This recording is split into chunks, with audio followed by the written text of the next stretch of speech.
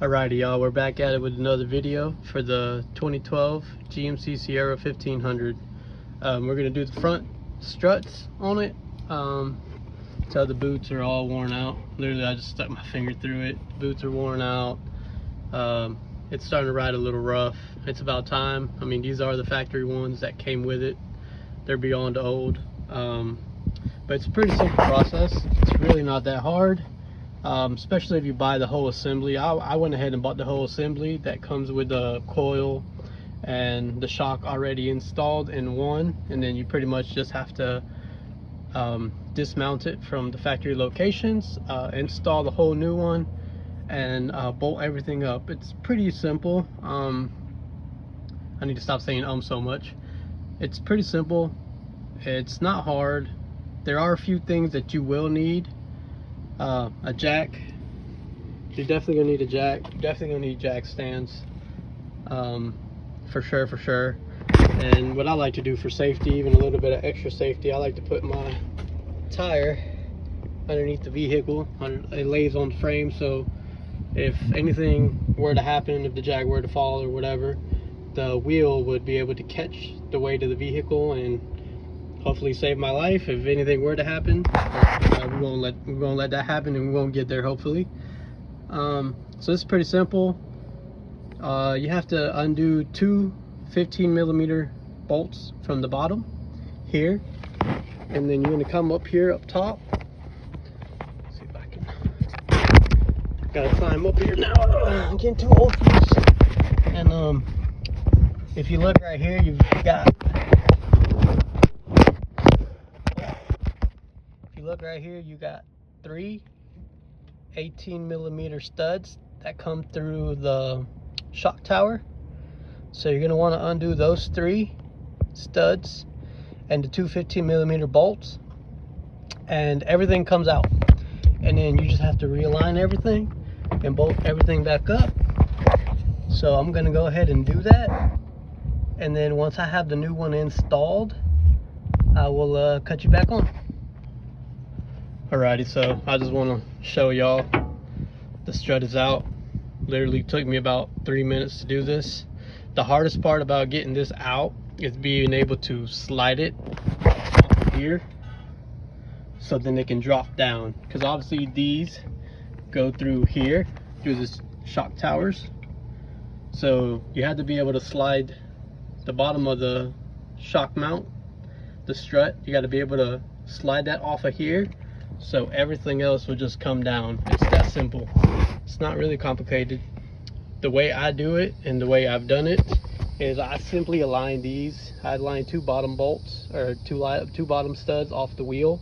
But you do have to be careful, because you got to remember there's nothing stopping this, so it will spin and you do not want to hurt yourself. So I just align it. I simply put my foot and I put my weight on it. As I'm putting my weight on it, as you can see, if I put my weight on it, it moves. I don't know if y'all can see that or not, but being that I'm putting my weight on it, I'm allowing it to come down, so it's taking any stress off of the strut that is there, which will be very minimal because there's no weight on it. And then you just simply bang it, tap it out with a hammer, a dead blow, whatever you got. It doesn't matter at this point because you're taking it out. So just, put some weight on it, hold it down, and beat it out. And as soon as you do that, everything comes out. And it's that simple. So then you just simply slide it out that way and install the new one the same way with these three studs coming up first. Align them up in the hole, and then you'll simply just realign the bottom of the strut here, and you'll reinsert these clips. Some of them come with bolts and stuff. I really like these clips because of the way they hold on to the strut on the mount. So I'm going to be reusing these, but I do have new bolts that came with the new ones, so I will be using the new bolts, but I will be reusing these clips because I prefer these over just a regular nut. I don't know, I just feel like they do a little bit of a better job overall. So I said I will be reusing these, and I will show y'all that in the next part of the video. This is just simply to show y'all how easy it is to get this out. and that you can do it yourself. I'm just here to encourage y'all and teach y'all a little bit. And if you have any questions, you know, you can always reach out to me in the comments, and I will happily answer anything or any questions that you guys have. Alrighty, y'all, so we're back at it. You can see the new one is in. No more holes in the boot. Took me about 5 minutes. The hardest part about doing this is trying to get the bottom onto the control arm, just like trying to get it off. You're gonna have to add some weight to the control arm, push the control arm down to be able to swing this in and just set it on top of the control arm. Once it's set on top of the control arm, you will need a pry bar, long screwdriver, something with a little bit of girth to it. Doesn't have to be too big though. You're just gonna use it, move the strut and align the holes in the control arm and align the holes in the new strut. So once you align those holes, you're able to run your bolt through and put your nut on it. It's that simple. And once, like I said, once you get the whole strut on the control arm on the bottom end, it's very simple. There's really not a lot of weight, a lot of tension on it, and you can simply just move it around, guide it around with this crowbar. Well, in my case, a crowbar, and just to align the holes and get the bolts up. Because remember, you got to get the bolts up from the bottom up. That's how you want to do it. And then at the top, so you already know, you want to do with the 3 studs coming in from the bottom up. That's how you want to, when you go to reinsert it, that's how you want it. You want to be able to have the 3 studs coming in head first and coming up, so you can align them up here. Once you get them aligned up top, then you want to go ahead and, well, for me, I'm able to squeeze my hands in between this the wheel panel, but you can push on it a little bit if you have to. So I'm able to push on mine and get the 3 nuts. I was able to get all 3 nuts on it just to hold it. So as long as that's holding it up there, I'm able to get the bottom onto the control arm. So that's going to help you a lot. So you definitely want to do that first. Slide that up, get the nuts started on this top, on these 3 nuts. You want to get those started up there, up top, and then this is kind of free. So once this is free, it kind of, you know, swinging around, then you're able to work it and get it onto the control arm. Like I said, it's just like when you're taking it off, you know, you got to push the control arm down to be able to release any little bit of pressure, tension, so it's able to swing out and come out.